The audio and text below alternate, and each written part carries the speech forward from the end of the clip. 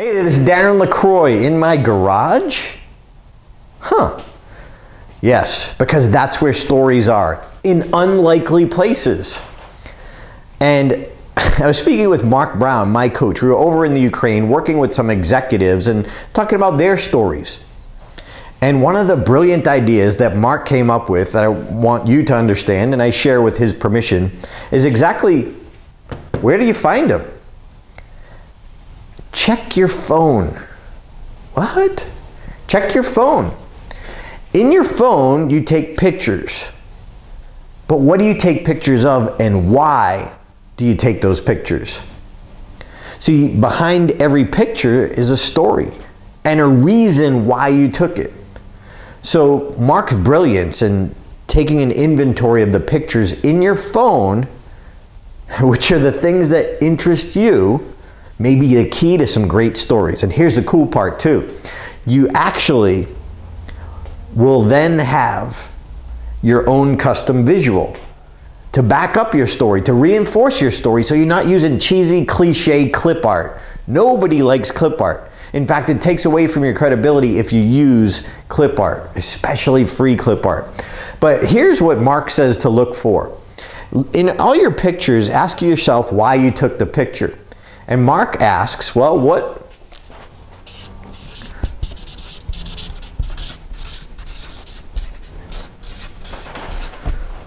amazed you? What was it that really made you go, wow? Well, that's one of the reasons you took a picture. When Mark and I were over in the Ukraine, it was amazing to me to see that the event coordinators actually took out a big fishbowl and passed it around and collected people's cell phones. What? That would probably never happen in the United States. So I found myself taking pictures. I want to get a good picture to capture it, to be able to tell my friends back here in the US, because they probably wouldn't believe me. So I took the picture because it amazed me. So that's one thing to look for. What amazed you? That could have a great story behind it. Number two,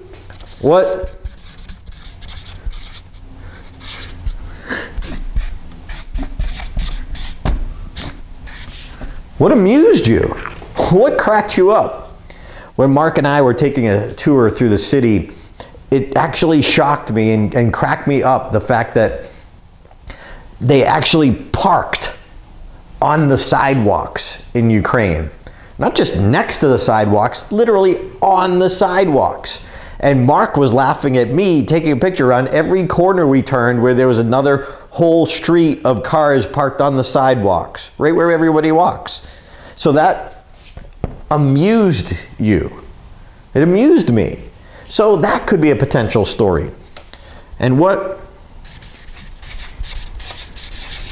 moved you? What moved you? What made you think and reflect?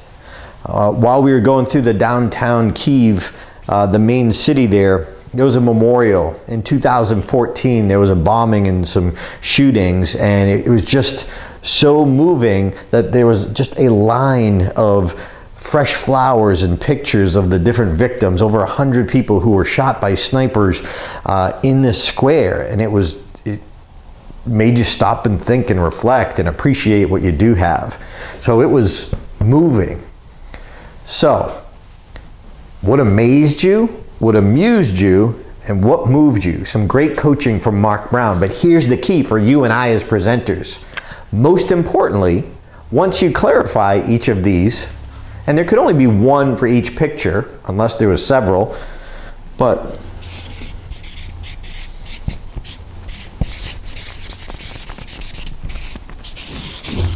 the important part is, what did you learn from it? What lesson was inside that story?